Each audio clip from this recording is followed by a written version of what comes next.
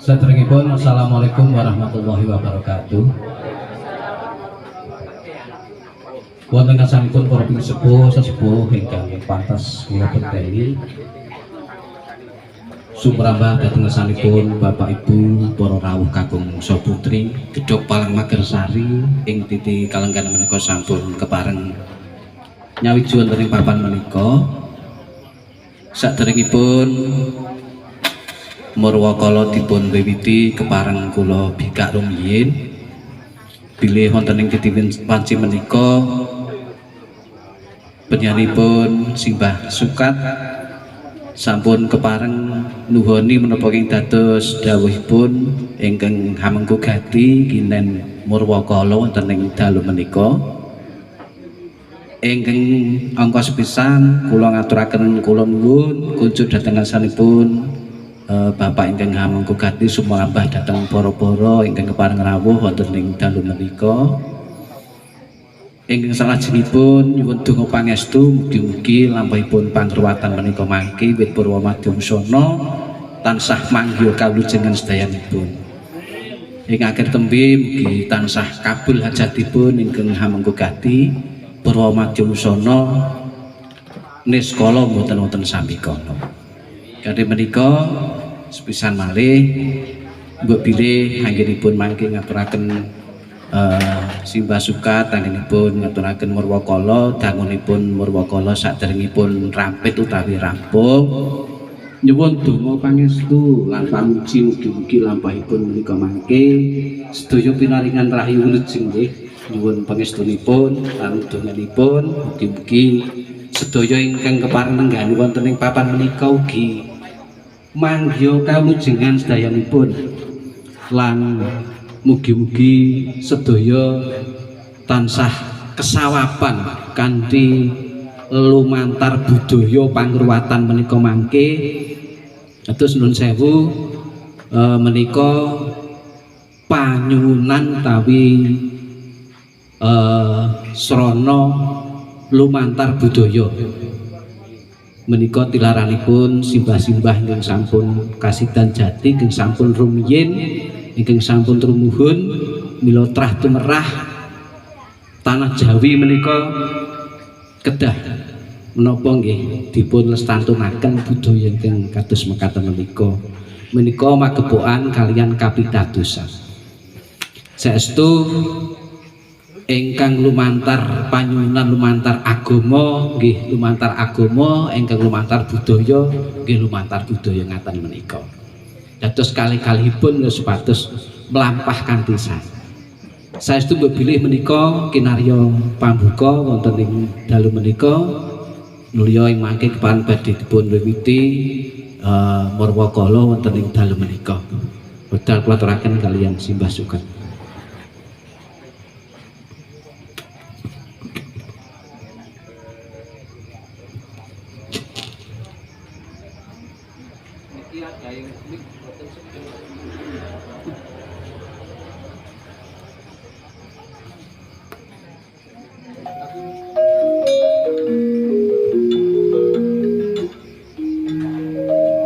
Ramyang-ramyang jagat wetan moyo-moyo jagat kulon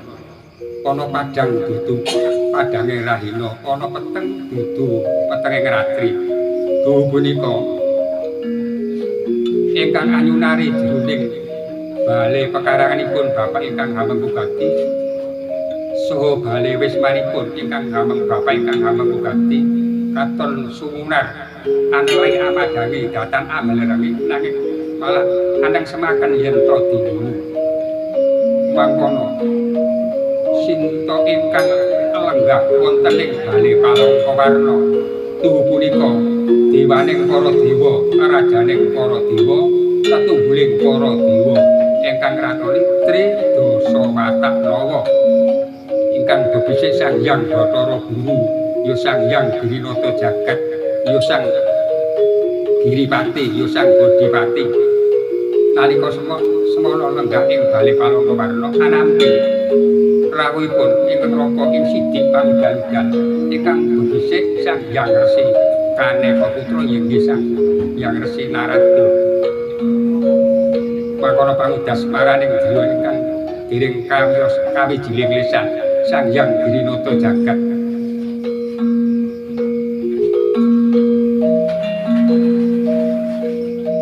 Tuhan sembah nireng ulun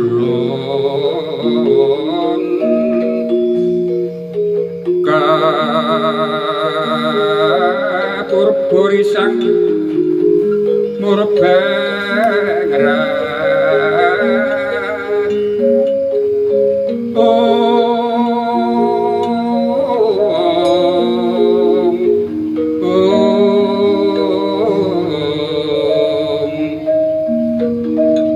sahanan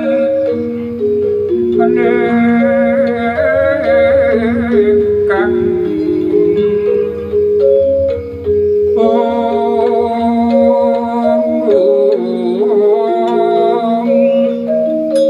aye kokang angsum ring wadu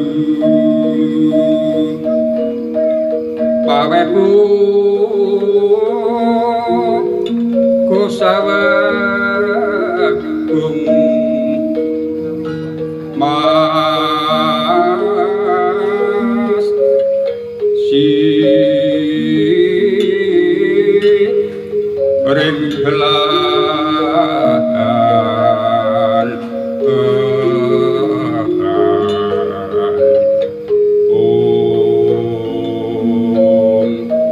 Tuhan kanang mamut rat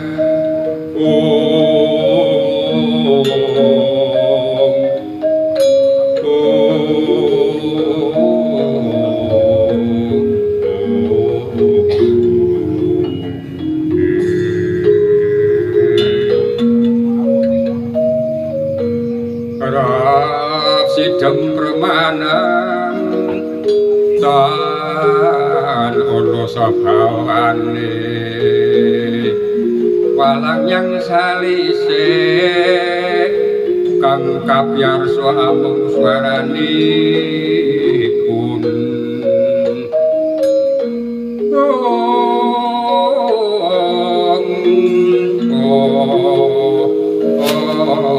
ati gemblak yang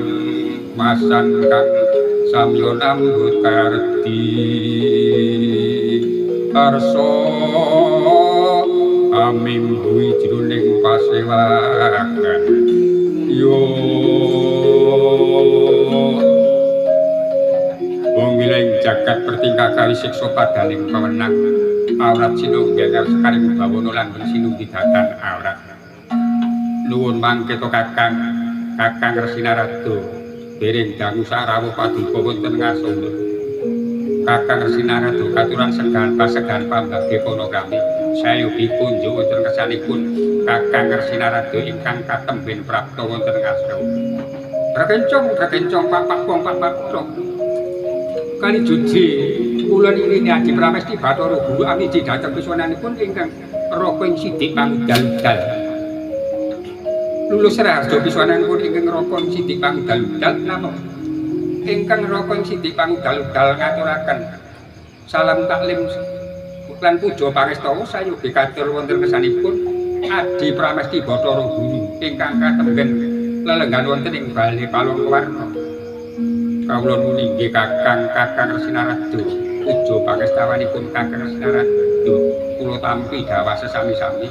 mugi saged nyembuh kaluhuranipun ingkang rayi anggenipun ngasta gawat tanduk pangayomanipun wonten ing Kahyangan Jungding Salaka kakang Resinarado paduka tebih kula celak kula raketaken wonten ngasunun punapi sampun pirsa jroning pahman ing pedal dalu menika kakang mekaten nggih kados jauh pangandipun Adi Pramesti Bathara Guru ingkang lumentah dhateng ingkang raka Sidik Pangudal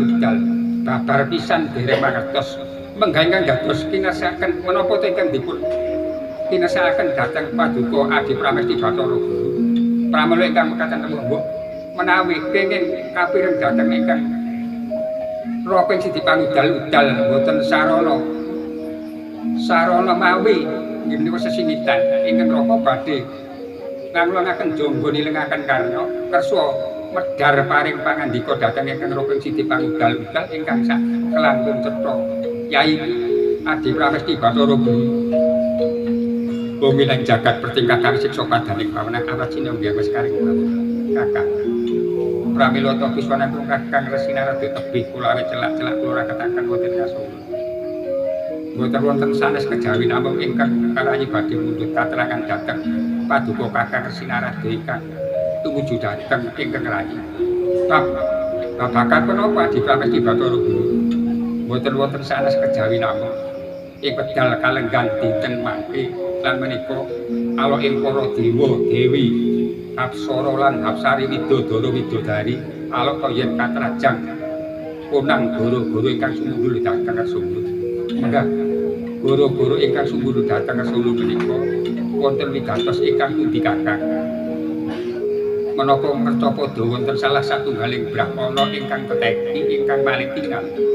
kaping kalihipun punapi wonten sela ingkang kembar warni kaping tiganipun punapi wonten kayu ingkang mawa cahya lan mawa teja mbok menawi wonten pandhita ingkang anggen tur tapa lan abade njungkeng kalungganipun ingkang rayi kula aturi nyendhal mayang dhateng Solo kalebetna dhateng ing Kawas Candra Dinuka supados dados intiping neraka jahanam mekaten kakang mbok menawi wonten sela ingkang kembar wali ugi kapundhuta dhateng Solo ing mangke supados minangka gantos umpak bale marcu pundha maneh mbok menawi wonten kayu ingkang mawa cahya lan mawa teja ugi kapundhuta dhateng Solo ing mangke pinarya sarana gantos bale papaya warna mekaten Adi Pramesti Bathara Guru inggih kakang inggih ingkang raka saderengipun badhe matur namung badhe nyuwun pirsa lan katerangan dhateng paduka Adi Pramesti Bathara Guru napa mboten klentu dhateng ingkang Roping Siti Pangudal-udal dene paduka Adi Pramesti Bathara Guru mundhut katerangan dhateng ingkang Roping Siti Pangudal-udal awit ingkang Roping Siti Pangudal-udal menika andhap panggenan kula wonten sak ngandhapipun Adi Pramesti Bathara Guru kan mongko Adi Pramesti Bathara Guru sampun kenging dipun mestani dewaning para dewa rajaning para dewa tetungguling para dewa saged ngawulungan jagat triloka ngriloka ngendraloka lan sedaya wau kapurba dhateng pangosipun Adi Pramesti Bathara Guru bumi lan jagat bertingkah kali siksa padane pawenang kakang Resinarada sinajan to mekaten kula panjenengan tasih kapurba dhateng pangosipun Gusti Kang Bidimati kakang kula menika inggih sami kalian titah menika yen dewa menika lenggahipun wonten kayangan ning yen titah menika mapanipun wonten ing Kertapada inggih wonten ing Madyapada menawi dipun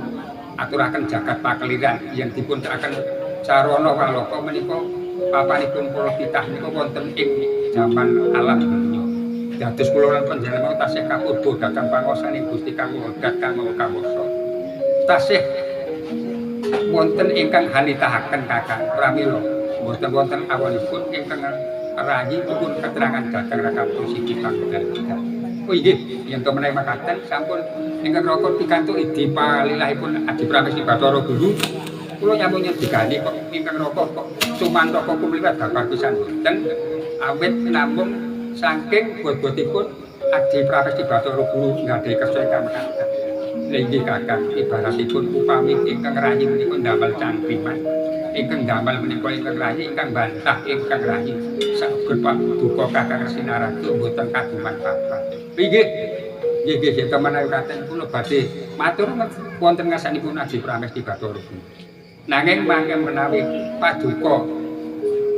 kenging menapa nika aturipun ingkang raka menika mboten nuju prana dhateng penggalipun Adi Pramesti Bathara Guru ingkang raka saderengipun nyuwun pangapunten ingkang agung nggih boten dados menapa kakang nggih ngaten nalika jaman purba jaman petimungan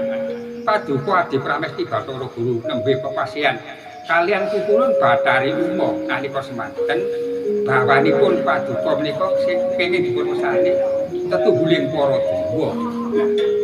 nggadahi wewenang menapa kemawon kapurba dhateng Adi Pramesti Bathara Guru lajeng paduka nalika jaman semanten ibadah panten Pusapasya kepengin nitih lembuan dini sam kelaksanan kalian Yayi Pukulun Bathari Uma lajeng Dirgantara nalika semanten Adi Pramesti Bathara Guru anggih Gantara sarimbit kalian Yayi Pukulun Bathari Uma wonten sak luhuring samudra Adi Pramesti Bathara Guru ingkang kados ngendikaaken ing ajeng wau tasih kapurba dhateng panguwasaning Gusti Kang Nggodhaken Maha Kawasa tesih kenging panggudha pangrencana dhateng godhanipun para-para ingkang katujukaken dhateng Adi Pramesti Bathara Guru kalika semanten Adi Pramesti Bathara Guru sinajan wonten ing Dirgantara sarimbit kalian Yayi Pukulun Bathari Uma badhe nindakaken cumbana saresmi kalian Yayi Pukulun Bathari Uma. Lah ingkang mekaten wau Yayi Pukulun Bathari Uma boten kersa nglanggathi dhateng kersanipun Adi Pramesti Bathara Guru. Lajeng paduka Yayi Pukulun boten saged andhuwa harganing kamson saengga menika kagodha dening kagodha asmara panggodaning asmara pria lan wanita ingkang nalika semanten Adi Bathara Guru ngantos Bramantya lajeng astanipun Yayi Pukulun Bathari Uma ingkang sawanipun Sulistiyawati andhuwa dhateng kersanipun Adi Pramesti Bathara Guru lajeng Adi Pramesti Bathara Guru Bramantya napuk tutukipun Yayi Pukulun Bathari Uma sawanipun widodari ingkang Sulistiyawati wenteh dados praseksi. Saklajengipun astanipun Yayi Pukulun Bathari Uma ingkang dhuwur menika dados ceko. Lah menika badar dados pewayanipun dados Bathari Durga mekaten gantahipun lan mekaten wau. Lah ingkang mekaten wau menggah goro-goro ingkang dumuju dhateng ngarsanipun Adi Pramesti Bathara Guru niku wau. Nalika paduka nindakaken sarasmining penyolan wanita paduka anitesaken kama ingkang dipun pestani kama salah ingkang jumawah wonten ing gising samudra. Lah kama salah wau ngantos ndadosaken goro-goro sumundul wonten sampun Adi Pramesti Bathara Guru toyaning samudra umum kados mawalian akeh buron wana toya ingkang dados kurban nalika semanten Sang Hyang Baruna ngantos matur wonten sanipun Adi Bathara Guru nyun kawelasan dening para mina ingkang gesang wonten ing samudra tansah kathah ingkang kemasindani pralaya kathah ingkang palastra pramila nyun sih paliparemanipun Adi Pramesti Bathara Guru supados goro-goro ingkang kados mekaten wau sirep sampun ngantos kalajeng-lajengaken. Lah ingkang mekaten wau Adi Pramesti Bathara Guru utusan dhateng para putra dewa Tridosawatalawa supados nakyenaken dhateng kawontenan menika supados nggih menika dhateng gising samudra sarta beto kebuntur kegaman menapa kemawon supados dipun tamakaken pewujudan ingkang wonten ing gising samudra. Mekaten Adi Pramesti Bathara Guru. Mekaten Kakang Resnarada. Lah ingkang salajengipun menika Purbawasesa kula sumanggaken dhateng kersanipun Adi Pramesti Bathara Guru. Ingkang mekaten wau kersanipun kados pundi ingkang raka namung dederek kersanipun Adi Pramesti Bathara Guru. Nggih yen to makaten Kakang amri sireping goro-goro ingkang medal dalu menika paduka kula aturi mandhep dhateng ing Madyapada ingkang saperlu medal dalu menika. Inggih ing Madyapada wonten salah satunggaling titah Kujampara ingkang nggih menika nglaluri budaya Jawi menika nindakaken petilasanipun para pinter para sujana-sujane diutaminipun ingkang anggih budaya wayang Jawa ingkang medal dalu menika wonten salah satunggaling titah Kujampara ingkang mapan wonten ing pedukuhan kalangan sisih ler-tiler menika nimbali dhateng ujuping dalang saking padukuhan Sandirjo ingkang dipun sebat dalang Bapak Sukatmo ing mangke supados dados kinarya sarana ambucal Sukerta lan Trimala. Mekaten Kakang paduka kula aturi sak jiwa dhateng dalang ingkang angayi jejibahan menika supados ngestreni samudayanipun supados wonten dayanipun ingkang langkung sae ingkang langkungaken makaten kakang inggih lajeng bidalipun benjang menawi adi pramesti Bathara Guru wonten ketang sambung obor taluk lintang bidal wedal dinten kalenggan punika kakang nggih yen to menawi mekaten ingkang raka ngunidi pangestu badhe ngayati menapa kados kersanipun adi pramesti Bathara Guru inggih kakang nanging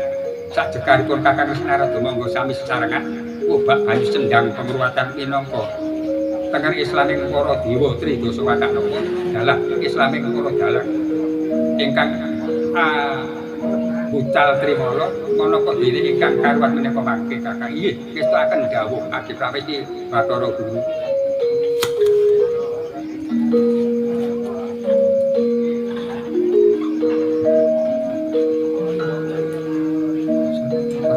Tansah pamoring sukma sinukmaya winasya ing asepi sinimpen telenging kalebu pambukaning warana tarlen saking iyep layaping aluyup pindha sating supena sumusuping rasa jati nalika semana Sang Hyang Dirinata jagat sesarengan kalian ing rokong sidik pangdal-dal nalika semanten sampun lumpet dhateng salebeting sangger pamelengan nalika semanten gantos ingkang tumuju wonten ing babagang pakliran tugu punika pidalang anggenipun anglajengaken babagan budaya tetilaraning para pinesepuh lan para leluhur ingkang nalika semanten nindakaken budaya wayang wuru kairingan unguling gending ladrang slamet awit ladrang slamet gending ladrang slamet menika wangsane para pinter menika daya para makhluk para titah sing ageng sing alis sing pinter sing bodho menika sing sugih sing mlarat menika betahaken keselamatan donya dumugi ing akhirat amin ya rabbal alamin.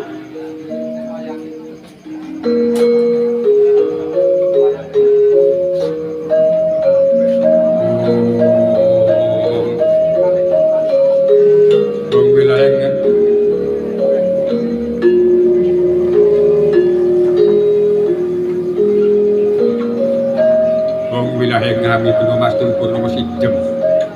silat yang jagat karon sila tondo kawisesaning bisana sono sinawung langon lopo estu pasih lestantun lampeng budo dinantur tutur katulo tetelo tetulat ning ladian parandiwa winusita rumpama jaman purwa pinardi tamelata mangkya tekaping gupita perlambang kang matumpa-tumpa panggung sang muruwing kota wong wilayah jagat pertingkah kawisiksa padaning pawenang awrat sinenggang awit sekaring bawana langgeng sinunggi datan awrat mangkono sang kidalang sampun lumadi wonten sak inggiling pepanggungan abade angaturaken bab buku pangruwatan tetilanipun para pinter utaminipun tetilanipun Suwardi Simbah Gunungali ingkang dipun paringaken dhateng wayahipun inggih menika Kidalang ingkang angayi jejibahan menika Pak.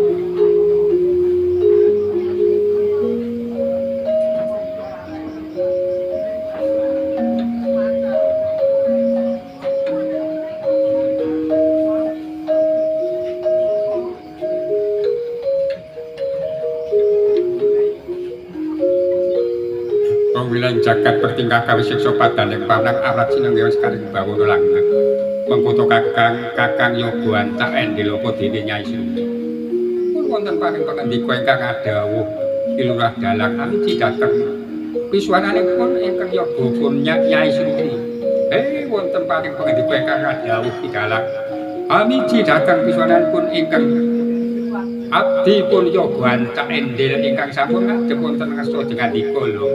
wonten wigatos ingkang pundi dene kula pedal dinten menika supados dipun dawuhi dhateng paduka sang kidalang supados ngadhep wonten ngarsa paduka wonten wigatos ingkang pundi lajeng kersa paring dawuh dhateng kula dalasan Nyai Sri iya kakang Kakang Yoganta Endiloko dene Nyai Srimi. Mula to kowe Iswan waduh ndak wis cedhak supaya ngadhep ana ing ngarepanku kowe. Ing wektu dina iki, dina kang wis kepungkur, aku tampa rawuh kang hamengku gati. Yaiku aku supaya dadi sarana lan lelantaran yaiku nindakake buku pengruwatan nerusake budayaning para kuna para pinter kang diparingake marang aku sak bukuwe. Mula kakak aku ora jeneng cuman toko babar pisan ora. Kene akeh para sesepuh para tokoh kang luwih pinter kang luwih wicaksana nanging panjenengan kang hamengku gati kang pinuding kang supaya dadi lantaran yaiku dalang saka Sambirja pengkono kakak. Nggih. Lah lajeng kersanipun gandeng dina kang wis ditentokake wis tekan titi wancine kakak. Iki ayo padha ditindakake ya muga-muga anggonku nindakake buku ing pengruwatan iku mengko wiwitan nganti buku tekan lan pungkasane Gusti tansah ngaparengna ijabahana rahayu kang hamengku gati, rahayu kang nimbali, rahayu kang ditimbali, wilujenga kang diaturi lenggan oning bali wismane bapak kang hamengku gati sekalian garwa. Nggih kula namung sedami ngesteni lan sedemi ngawini. Mugi-mugi paduka anggenipun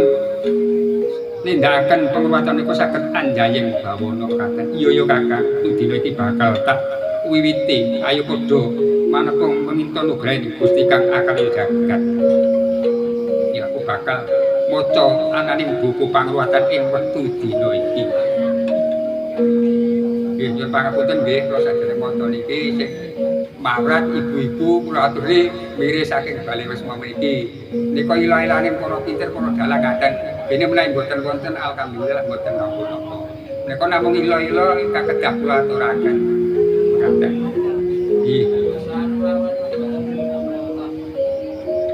Wong wilahing ngastuti hami genos karing bawana langgeng. Samyang Girinata jagat angudang-udang anak ulanang angau kumpul kempeling rasa dumadining Bathara Kala. Udanganing para Jawata, udanganing para Jawata. Wong wilah kocap cinarca kaya mangkanta pawanca dirawat wonten Udarasa. Sang Kidalang nalika semanten nembe amurwakaning carita lan murwakaning wanda kasaru gegiring jawi. Sinten to ingkang badhe lumebet dhateng salebeting bali pekarangan ugi salebeting bali wisma lan badhe minggah dhateng satinggiling sak ngajenging pepanggongan sarta angoyak-oyak gagar mayang inggih sisih kiri nalika semanten tanggap sasmita Sang Kidalang kawaspadakaken dhateng anteping Pramana Jati nalika semanten ingkang badhe angganggu gawe guru damel guru bodho menika mboten sanes nika namung dewaning Brahmala dewaning para jin setan priprayangan inggih menika Sang Hyang Bathara Kala ingkang badhe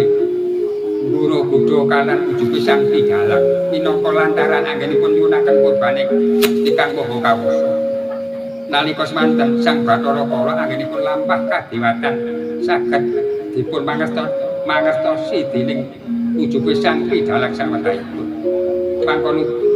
pangdas paraning Sang Bathara Kala iki jagat dewa Bathara wasisaning Bathara jagat anggon kulaku kadewatan iki aku kok kamanusan boten mongko cabar gagar wigar tanpa karya anggonku ngemban dawuh pangedhekane pukul Bathara Guru kang diparingake marang aku mangkono ucape Sang Bathara Kala nggih ingkang salajengipun Sang Kidalang Bathara Kala aku ngerti ujube Sang Bathara Kala yen kowe bakal ganggu gawe anggonku nyambut gawe mayang ana tantrimane tak sabet cempala tak dadekake apa mauane tak lebur dadi ya pengamun-amun Bathara Kala mangkono Sang Bathara Kala midhanget pangandikane Sang Kidalang lan kaping pindhone aja nganti gawe gendak sikara yen ana rusak ing gagar mayang ana tantrimaning Kidalang kowe tak sotake lebur papan tanpa dadi yen kowe tandha dewa kang wicaksana dewa kang wibawa ayo munggahing pepanggonan kene jagungan karo aku kang kanthi jingli-jinglian mangkono Sang Bathara Kala midhanget aturipun ingkang Sang Kidalang haleya nuhoni ing unggaling kang samya makarti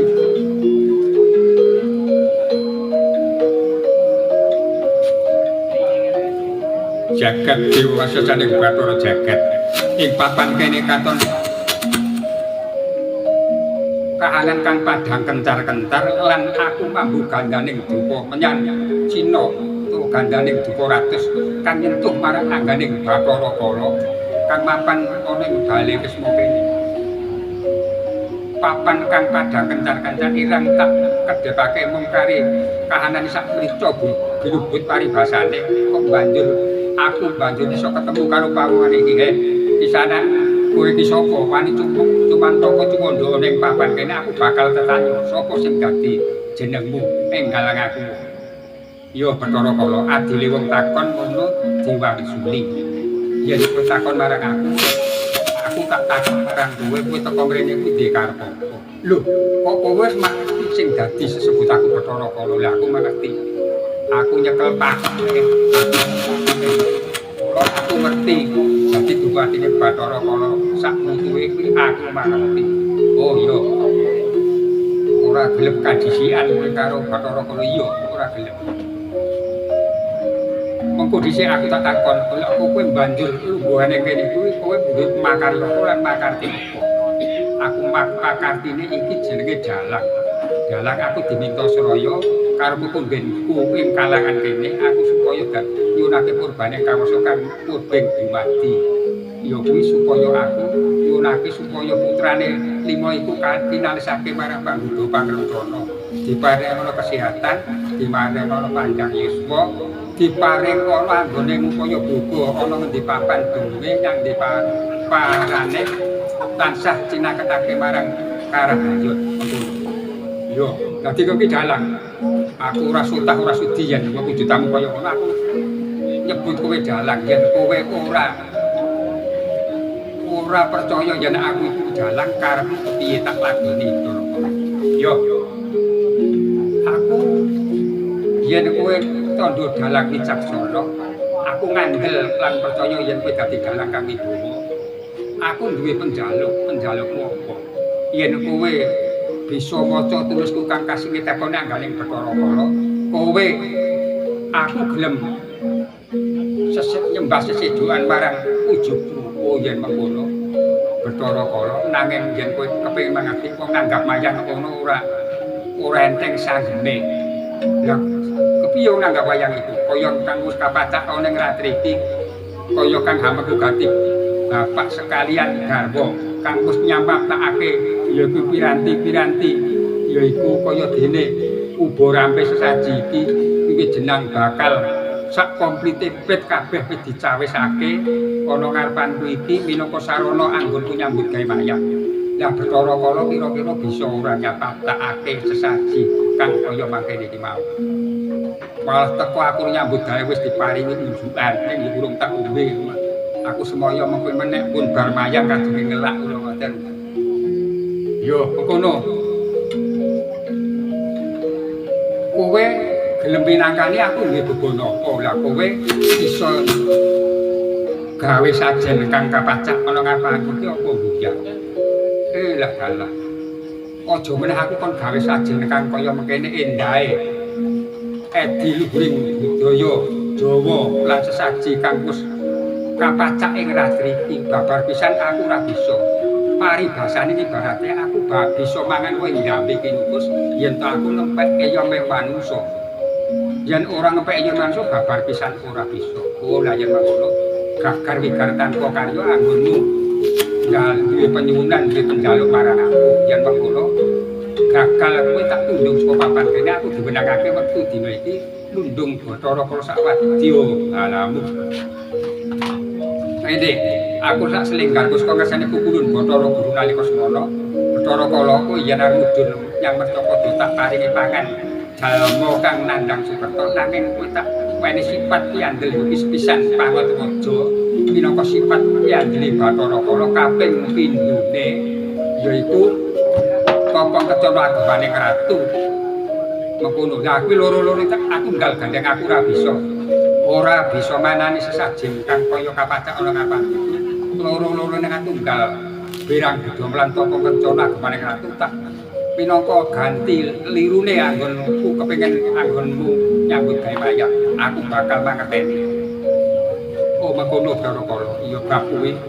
gandeng gawan iki ora cukup tak lakoni dhewe, aku malah nggawa ayaga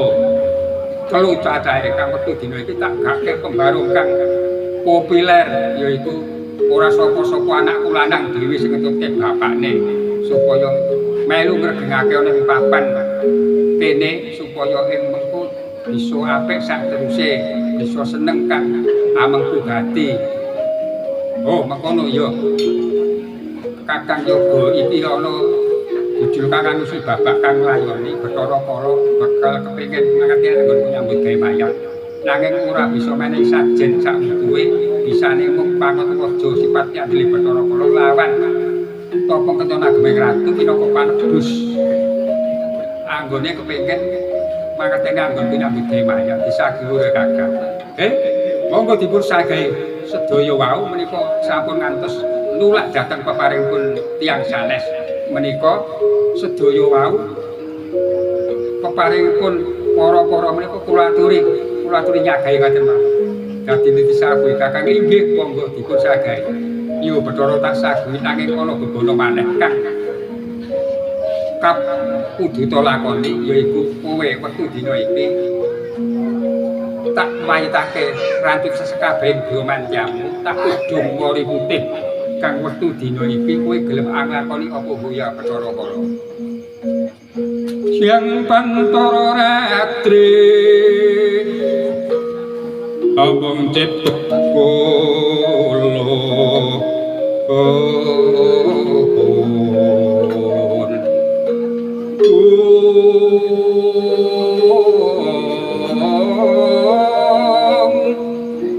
tanul yan kaeksi bila katur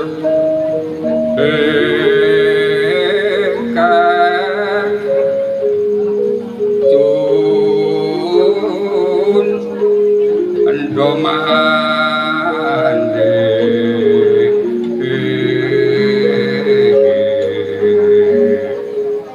prasasat rageng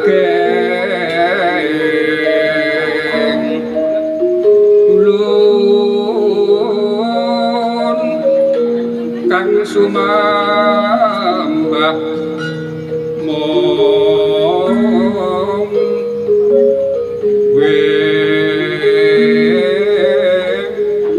padam to Prabu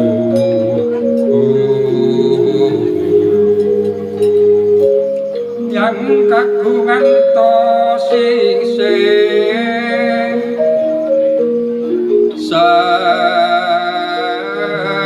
sacampun prapti katonas topu ulun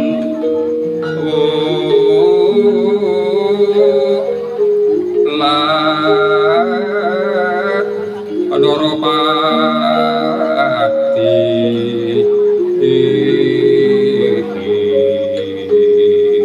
Om Rama Dewan ingsun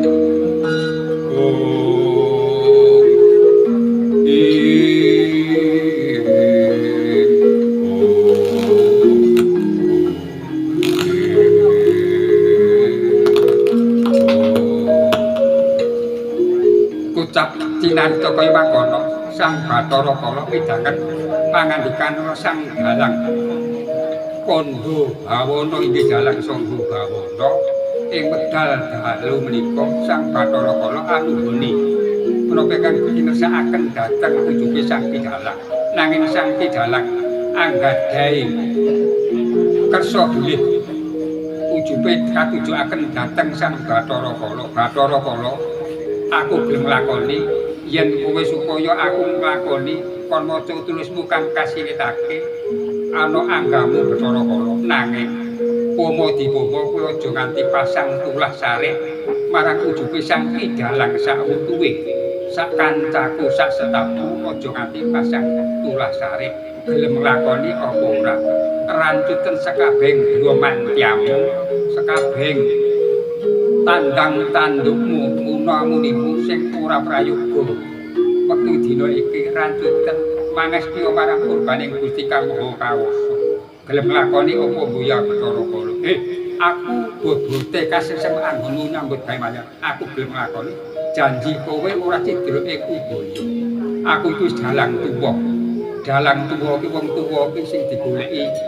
dalang sing padhang ucap luna muni sing bener dadi yen aku kon Salawana aku ora gelem sak bisa-bisa wiwit detik iki tak ati-ati supaya ing mengkune yen aku ditimbali sak wanci-wanci ing jaman kasidan jati ya jaman kelanggengan aku pikantuk nugrane Gusti Kang Murbeng dat Kang Maha Kawasa entuk dalan pemadhang kang tumuju marang aku sak kuwi mengkono Bathara Kala kepiye Bathara Kala ya aku gelem nglakoni aku bakal tok kudu mori putih to maitake iya Bathara Kala mengko dhisik kok kowe kok madhep dadi dalang jenengmu dalang akeh sesebutan ing dalang dalang kok jerat kuwasa dudu turun ning dalang iya kok jerat olah iku pinter mayang disebut kang sinebut dalang kok jerat olah ya dalang kok jerat kuwasa ana meneh sesebutane dalang samba lelana iku uga dadi sesebutan ing dalang dudu turun dalangane pinter mayang diseneng wong akeh iku sinebut dalang samba lelana lah dalang dituwuh iku turun dalang sing dalang iku mudi tuwuh lah dalang lunggah semi iku dadi putuning dalang kaya kang angcake iki iku diarani dalang lunggah semi ya dalang sangga bawana ya dalang kandha bawana tekse dalang sangga bawana kandha bawana piye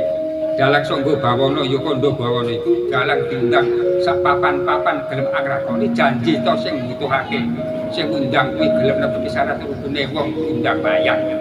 pisan teko kaya kang wis kapacak kang ameku gati ki mau diparingi unjuan diparingi rokok diparingi samu kawis kabeh dicawisake lan sesaji mayang uga rampene wis komplit disiapake ana ngarepane iku jenenge sembodo niskala pangaturi ujube sang Kyai Dalang meneh sebutane dalang iku mawarna-warna iku mau kang tumuju ya mung padha-padha dalang padha sayuka rukuna padha nyawijiya padha aja manti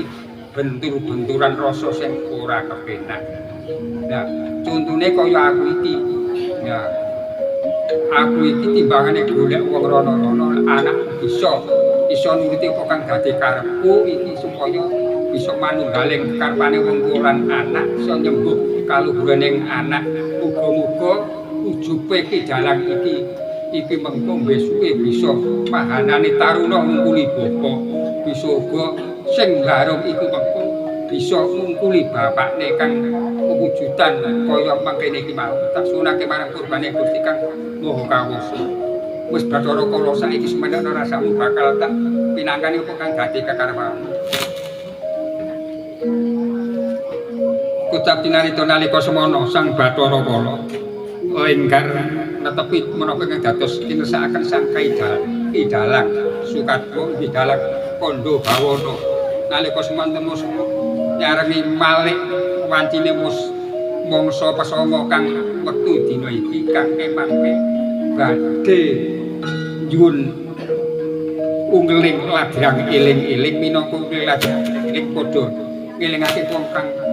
titah kang padha lali tumuju marang Gusti Kang Akarya Jagat.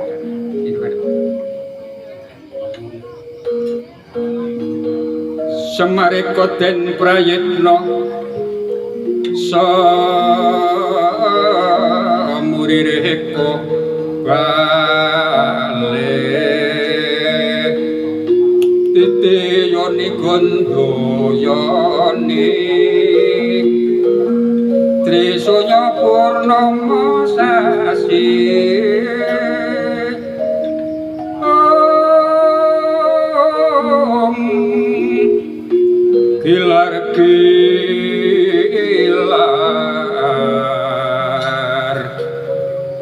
Kilar semeti tengah latar bilang lintang bemo sakti bemo sa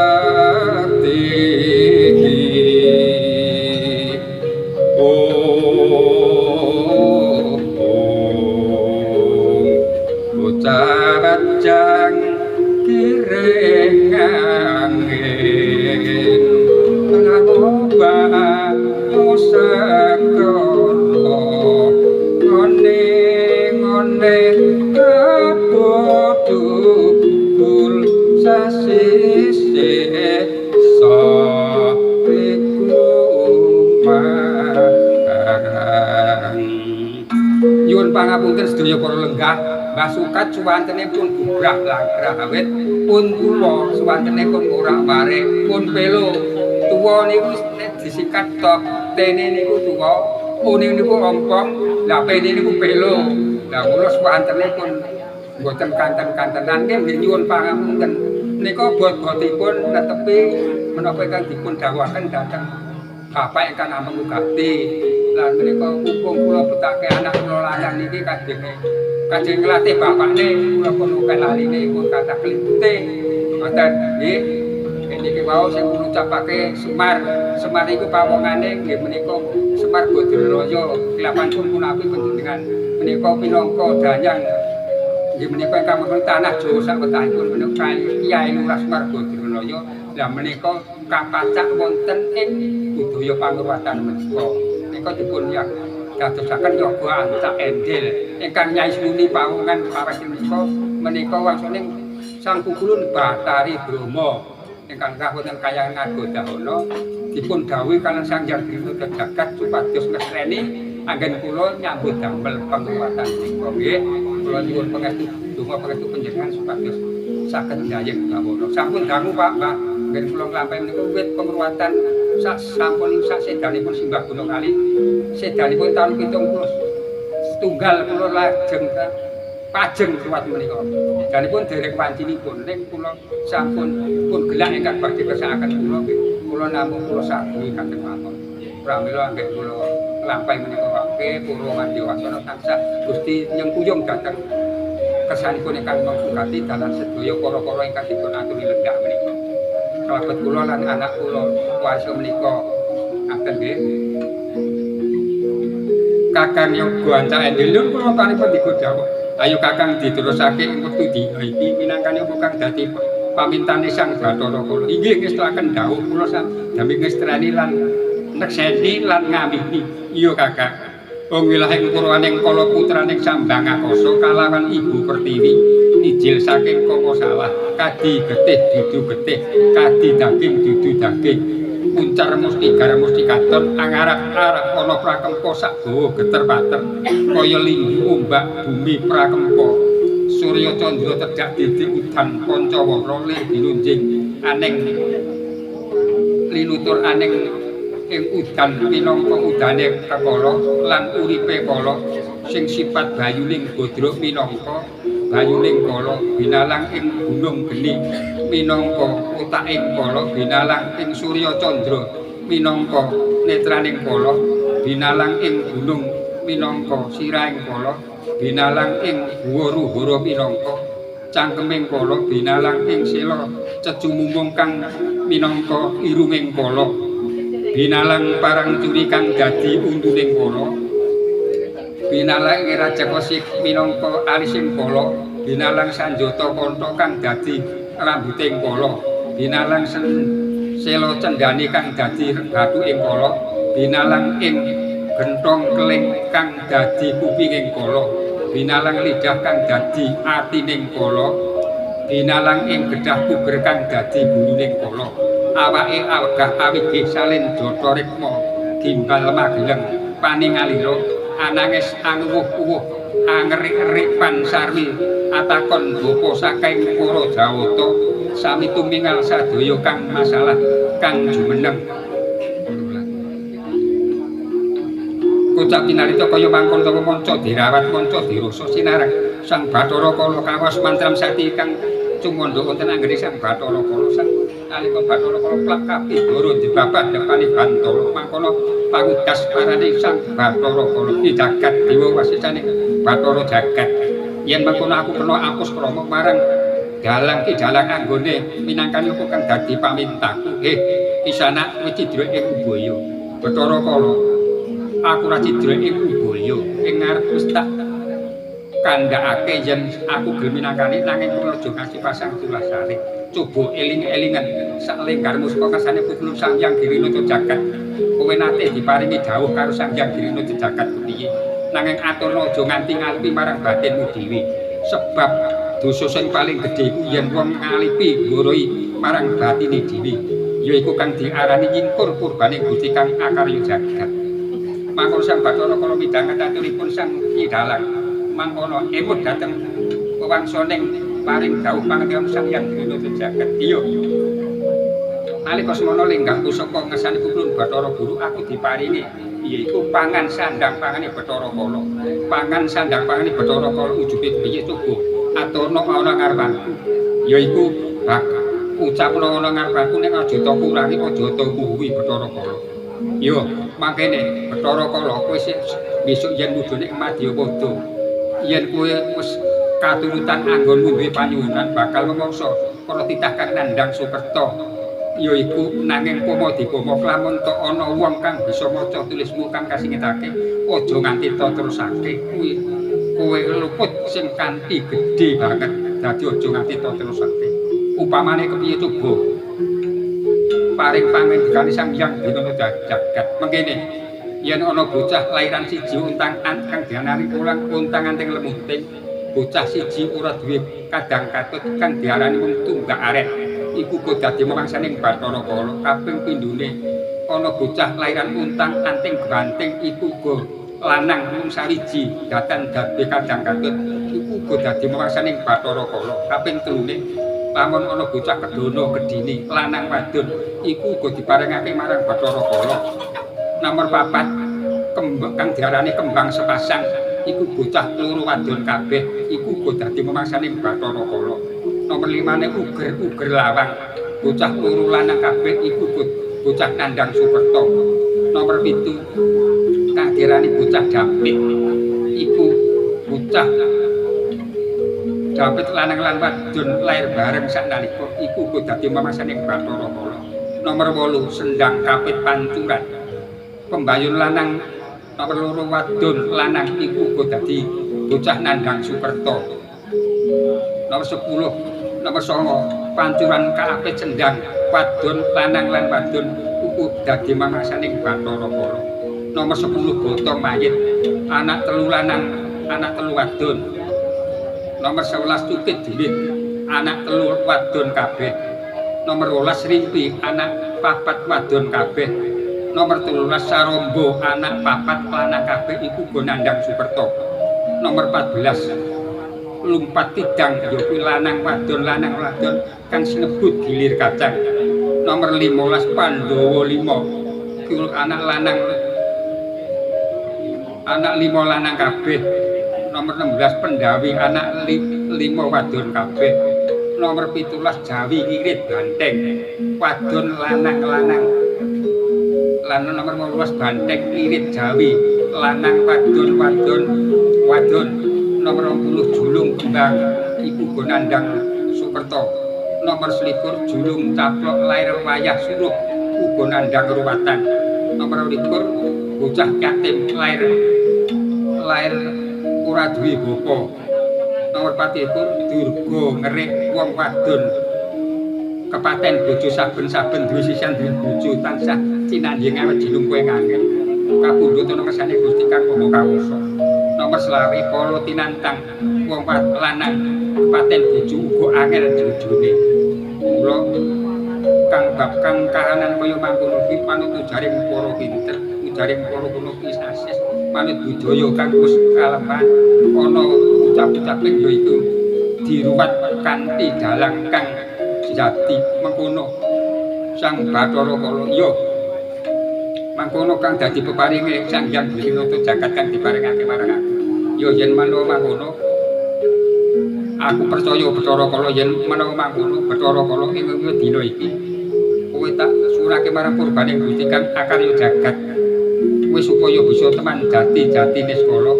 sumena sawentara sak madya ing kahanan iki kowe bakal tak surake muga pikantuk rahmating Gusti Kang Akarya Jagat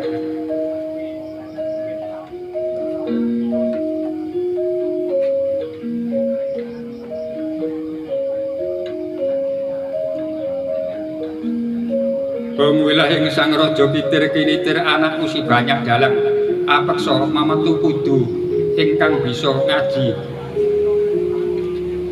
lungguh si kempuh ana mandira anyar tanpa kelar isine kang sumur bandung toyane ludira mutar timbane upala wiritaline ususing maling kancinge dari cimaling tali goci usus bunton siwure kempuh burut landian kayu terulang aukir aji sulure weteng waringin asritin tingkae dinulu lumaku krekel-rekel sedyane kaya nyauta saking lara roga larugen lara wigena sak liring mala trimala saking denda upata upatane wong atuwa upatane para tuwa upatane sadulur sanak tuwa upatane guru Gusti upatane segara 73 trak nyono ilang saking tanpono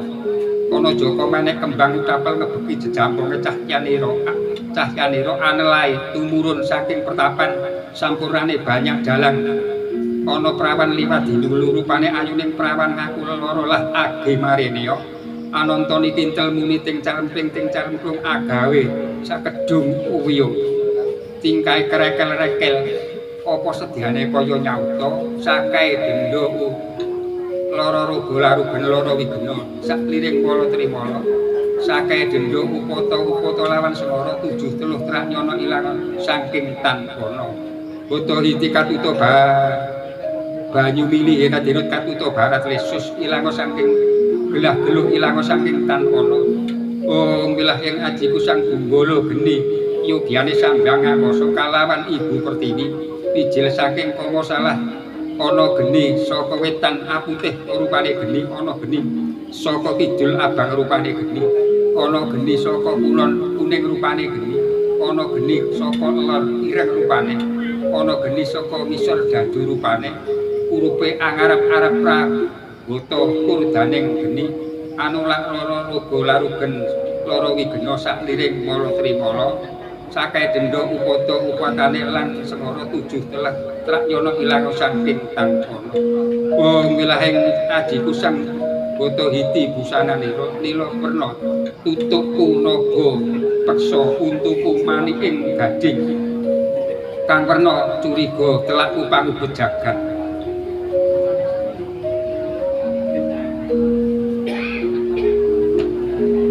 netraku si surya kembar si pandeleng tukiling bawana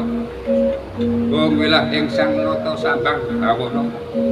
kamulyane kang dumadi ijil saking puja mantra sineleh kemah meru ngarepaken talaga tinanduran tunjung putih rinawe kumala tininjuk ing udiman sang hyang mertapa aran pasrah pangluburan ujar kala pangruwadal lara loga larugen lara wigena sairing mala trimala budheg edan sak perboyang kocap tinarita nalika semana ujab ujang Kiai Dalang nalika semanten Mas sang mantan sakti ingkang wonten anggane sang Bathara Kala saged kaprabawan ujug sang Kiai Dalang kasiliring samirana sang Bathara Kala galih prepeki unjane sang Ki Dalang angipun tetep jejegane ati jagat dewa sesane Bathara jagat aku ngaturake tarima kasih marang ujube sang paman Dalang kang tumuju marang aku ini mane aku cintraka marang anggaku saiki aku to waloyake manut ya iku lantaran saka ujube sang Kiai Dalang yen mengkono Bathara Kala kowe wis tandha mertobat marang aku kok aku jeneng cumantaka babar pisan ora supaya aku to aji-aji ya ora nanging coba Bathara Sang Hyang Dirina jagat nate ngendika marang kula mangke nalika semana Bathara Kala lamun to sira besok kudun ing Madyapada ing Ngercapada yen ana salah sawijining titah ujangkara kuwi paribasane bocah bendrak bejaran loro saujon telu saurupan yen ana kang bisa maca tulismu kang kasingitake ana ing anggam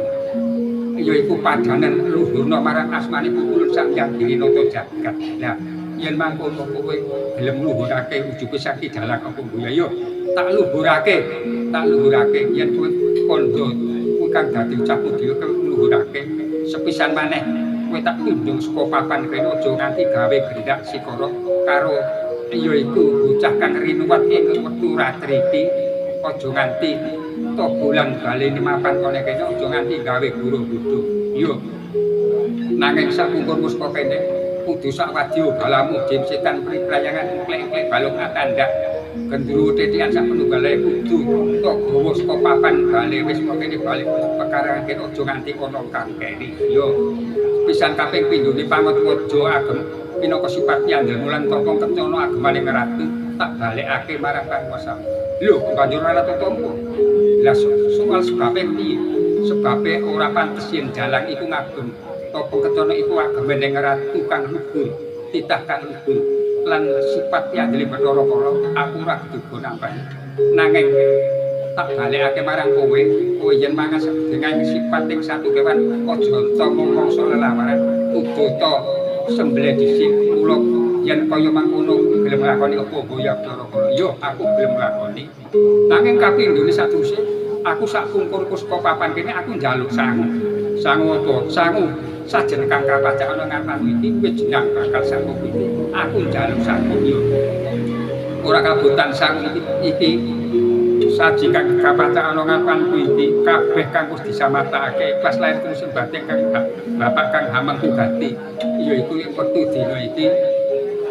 sing ana gawanen sing ora ana juta tambilan aja takokake mengkono Bathara iya kaping pindhone gagar mayang iku tak jaluk sak paripurnane anggonmu nyambut gawe iya ora kabutan gagar mayang atau jaluk tambung apa pengene ceritane yen aku lumaku mangsa panas kena tanggung ngeyup-eyup kuwi para wadya balaku yen aku yen udalan kena tanggung ngeyupke para wadya balaku kaping pindhone gebok sing tanggung mayang iki panggung iku tak jaluk lah to gawe iki gandeng mangsane mangsa rendeng aku lumaku kamangku lumaku ngliwati bengawane banjir kena tangguh sarana ngedhakake para wadya balaku kabeh entuk apa ora ya entuk nanging mengko sak paripurnane anggonku nyambut mayang iki mengko gawanen nanging sepisan maneh aja cidhek ing ubaya aja nganti gawe gendak sikara nanging sak jengkarmu saka papan kene kowe kudu gelem obak banyu sendang pangruwatan minangka tengahke slamet para dewa lan para jalang lan kang karinowat kaping pindhone kuwi njaluk sesaji kang kapacak uga tasabi nanging dadekno kahormatan sesaji iki kang sak perangan iki dikawruhi yaitu bagane kang semara bumi kang cikal bakal akal bakal ing dusun Bodroesa ing dusun kalangan kene kaping pindho ujuping para lenggah kang mesteni ana papan kene kaping telune ujug iku bagane siki dalang sak iki mengkono ya ora kabutan aku nyuwun pamit aku bakal nyendikani apa kang dadi perintah lah banjur aku mapan to dawuh mapan ana endi makene kowe ora kena mapan sak papan-papan kudu mapan ana jagat kang sinebut jagat Triloka kang jagat patang perkara kang sinebut jagat Giriloka,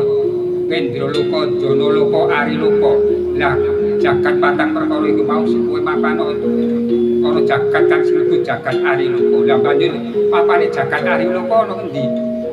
Kari lengen pamikirmu,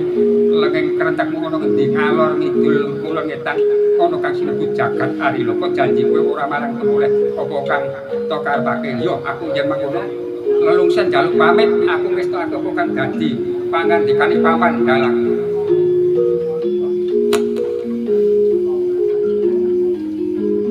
Kocap cinarita nalika semono ujupe Sang Bathara Kala linggar saking ngarsane Sang Kyai Dalang. Nalika semono wis marengi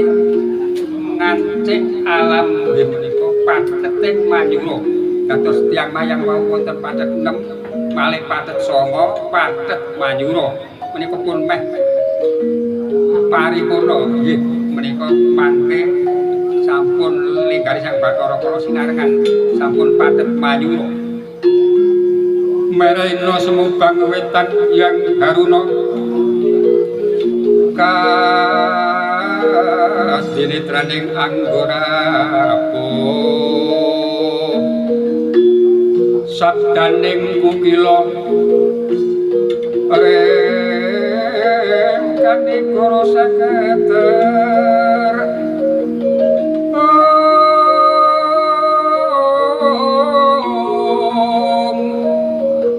kepitungane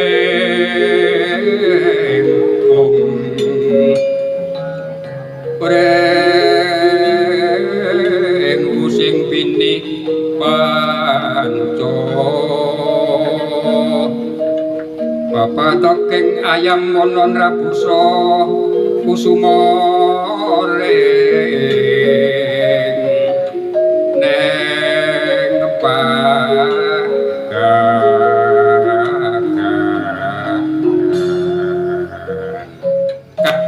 Banta endel apa dene Nyai Sruni wonten paring pengendika dawuh iki kaya wis lunggar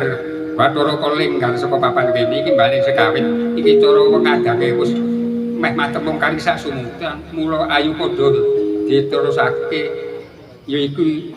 anggonku nyambut gawe mancang iki wantine wis bangun gagah praena inggih pangestakaken dawuh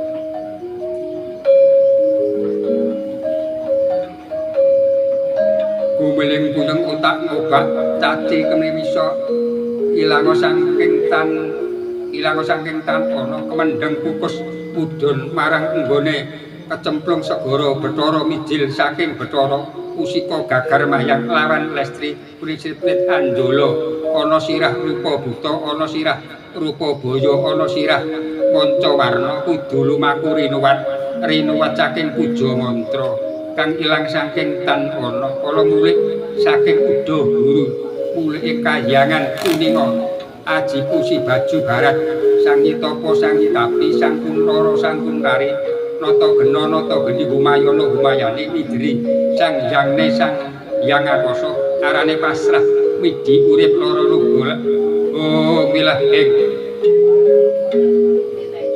Durga Maseta nidyat ingsun angedusi tunjung putih mijil saking talaga maneh uma kang ngadusi Durga kang ngosoki Wisnu kang entas mulya Hiwa Brahma ni siji waraga na prataya na prasaksi sang Brahmana paripurnama hong badapa temah walaya teman jati kae wisesa ana caraka data sawala padha jayanya maga Bathama kata Bagama nyaya jodhapa lawasa tanakara canaga suwas jati kalkat jatiku kaya awak siji itu kan bareng tunggal petapan siji panggonan bareng karo angkate kocap cinarita kaya mangkon tawa manca diherat manca dirasuk putus meh paripurna sang idalange dinumpang ngurwakaning carita Murwakala lan ruwatang kasaru gegering jawi sinten ingkang minggah ing pepanggungan kawas padhaaken dhateng anteping pramana jati sapu jagat ingkang minggah dhateng ing pepanggungan sapu menika wis ngarani jagat sapu menika kawonten kangge resik jagat menika sampun mestani menika dados menika kinarya ngersi jagatipun panjenenganipun Bapak ingkang Bambang Ugati wiwit sak wining pengkan salebete ingkang sabecapun lebak ukir ingkang dipun ambah sarta mboten ingkang dipun ambah sak dawining pekarangan salebete Bali Wisnu ugi kinarya sarana sang sapu jagat menika mangke ingkang badhe buntal sukertanipun sesarengan kaliyan ujuging sang Kyai Dalang kasunaken dhateng purbaning Gusti Kamangka Kawasa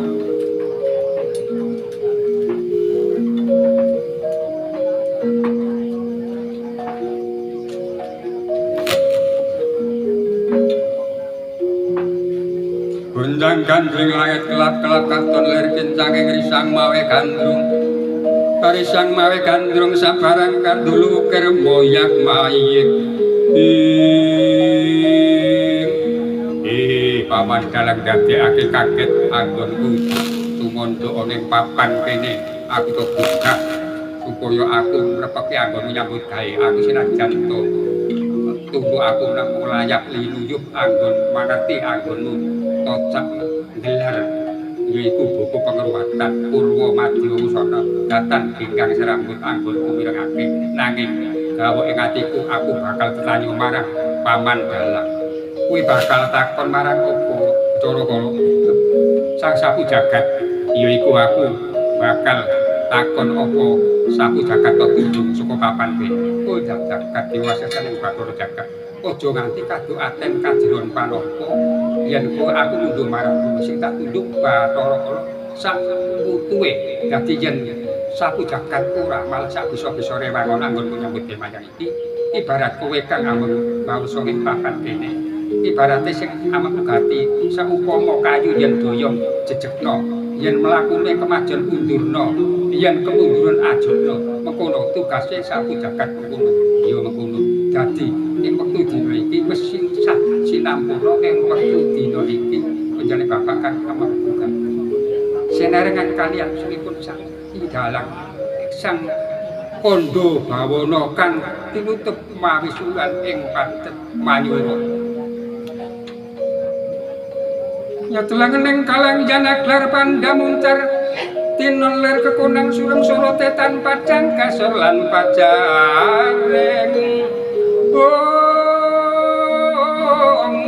purnameng gekono dimana wang dasare mangsa kateka sinarengan sulung ingkang pugasan menika dalang anggenipun nyaritakaken buku pangruwatan mugi-mugi Gusti Allah tansah ijabahi ing sambe kala panjenenganipun bapak ingkang amangugati ingkang anggadhahi pikajengan sampun dipun leksanani ingkang rawe-rawe saged rantas ingkang malang-malang saged putung sasinampun wekdal dinten Rebo Pon dalu menika gegandhengan panjenenganipun bapak ingkang amangugati sepindhah menika ngaturiki dalang sukat saking Sambreja nggih menika nindakaken buku pangruwatan ingkang kaping kalihipun dinten candhaipun badhe mala kramakaken ingkang putra nggih menika jalu pikantuk nggih menika dina ingkang mijil saking lelegan wewengkon mejing pramila bapak dalang namung derek memuji anggenipun panjenenganipun bapak ingkang amangugati kagungan kersa kalih-kalihipun dipun piyuk dados setunggal menika mangke saged Gusti Allah nyembadani ijabahi kalis ing sedaya panggoda pangrencana tinebihaken dhateng beda rencana amin amin ya rabbal alamin mekaten lan kula ngaturaken sedaya anggen kula matur wau ngladrah ngantos sepriki tertentu kathah atur kula ingkang boten nyarujuki lan dadosaken caramen manah panggalih panjenengan sedaya pramila bab atur kula ingkang boten nyaruji dhateng penggalih panjenengan wau mawantu-wantu kula nyuwun ageng pangapunten ingkang sakelangkung ageng awit kula kapurba dhateng pangawasan Gusti ingkang kagungan kuwaos kula manungsa limrah tentu kathah lepatipun duna dungkap cewetipun pramila bab lepat kula boten kula sengaja namung kula nyuwun ageng samudya pangasamping ingkang sakelangkung ageng amin amin ya rabbal alamin cekap matur nuwun Akhir salam wassalamualaikum warahmatullahi wabarakatuh.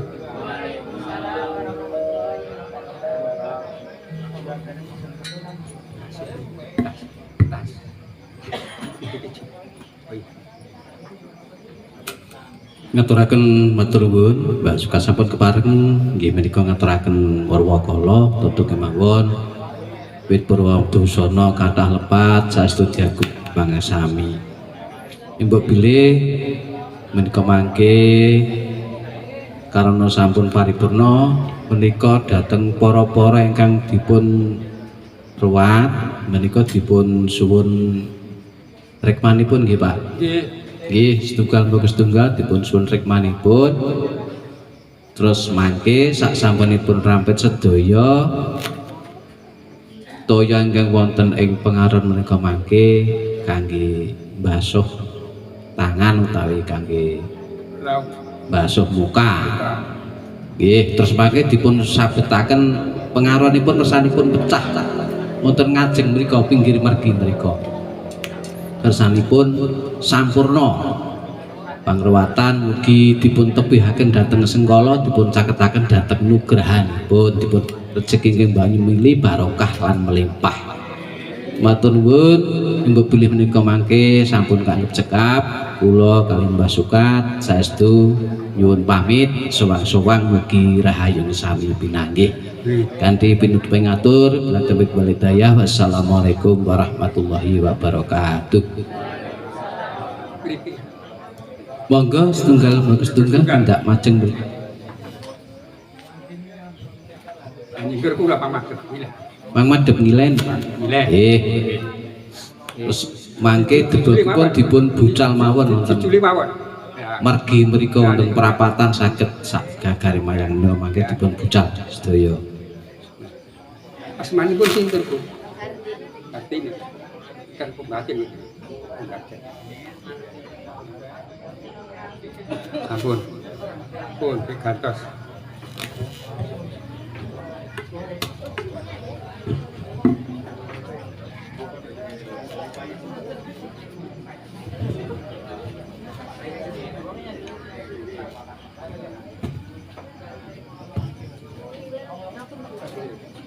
Juli gitu.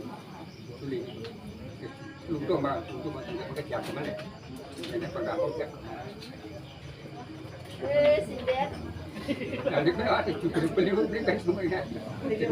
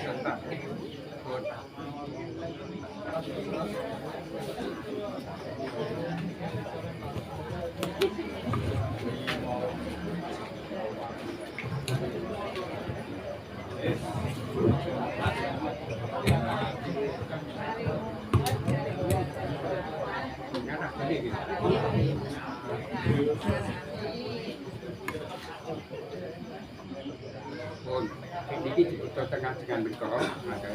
ini kan ini dak sak kayak mau kayak pun rampung sak peke karo ini nggih pun rampung doyo sak daerah kayak sak peke kasih pecah nggih kajeng ini kok apa tinggi sampai ke